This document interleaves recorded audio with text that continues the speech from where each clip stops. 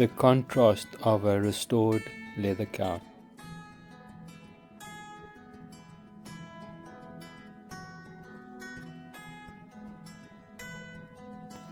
I've had this couch for 47 years now.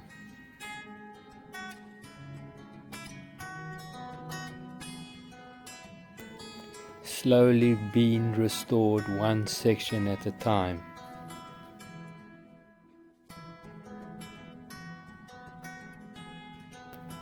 In this picture, I tested how it would come out.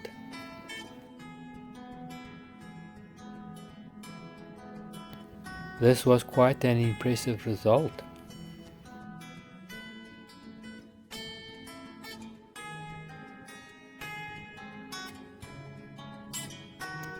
took me about 5 days to complete each section.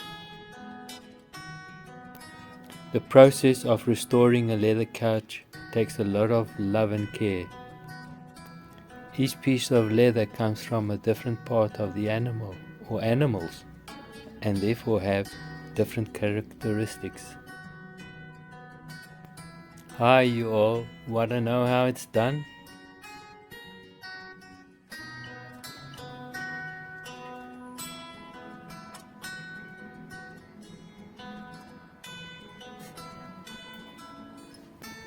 Fortunately for me, this couch is made up of cushions, and they have zips at the back, so the backing can be taken out, or the cushions can be taken out, and then the leather can be reversed.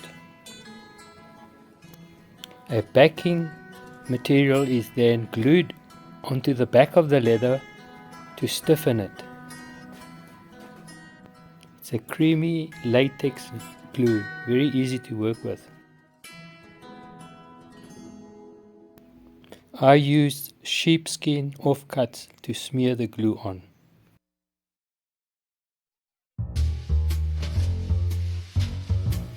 You need to use your bare hands to do this job, otherwise if you use latex gloves, they'll get all stuck together. It comes off easy with your bare hands.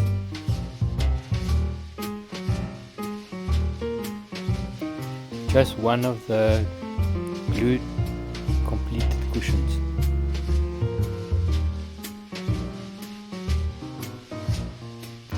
Once you finish the gluing process, you have to put talcum powder on it so it won't stick together.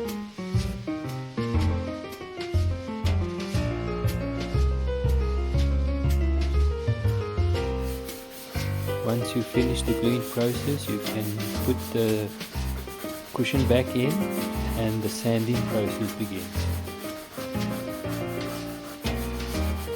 You only have to remove the part that is brittle. The rest of it that is sticking, you don't need to take it off. Very important not to sand off the stitching. You must stay away about a centimeter away from the stitching. So this is what it looks like after the sanding process. Do you see how every piece of leather is treated differently?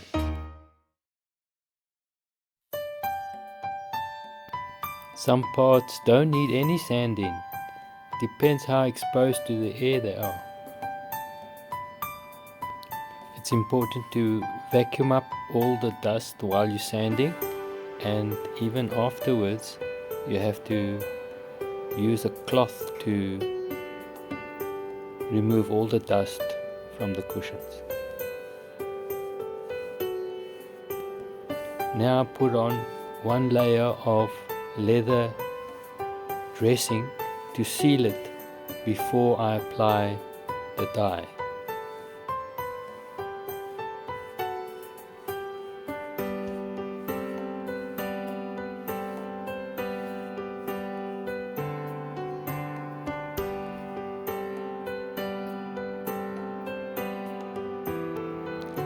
This is what it looks like after the dressing. In fact, it looks quite good, just like that. It now needs to dry overnight before you apply the dye. I now apply one layer of dye that needs to dry for 3 hours before applying the second and third layer.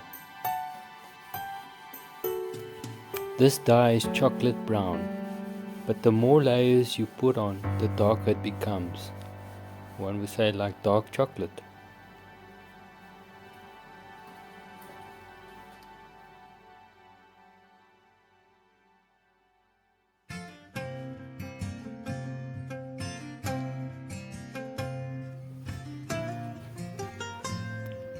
After 3 hours drying, I apply the second coat.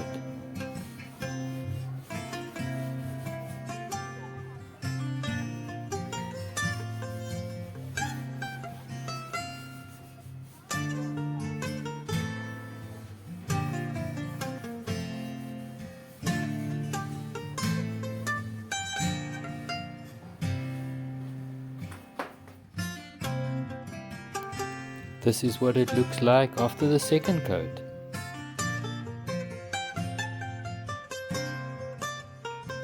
Remember, you have to do the top and the bottom, so you have to keep count of what you're doing. You don't have to wait 3 hours before you turn it. That can be done, much sooner. So this is the third and final layer of dye that must be put on. I let this dry overnight so that it is very dry before I put the leather dressing on.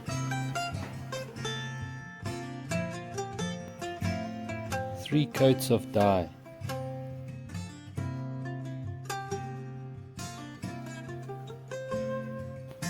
Now I put on 3 layers of leather dressing, which goes on top of the dye, of course, and this gives it a real shine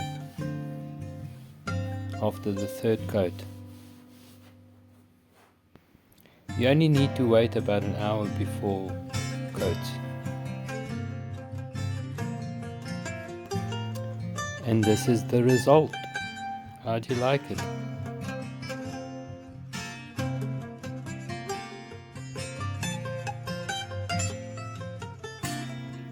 Bye, till next time.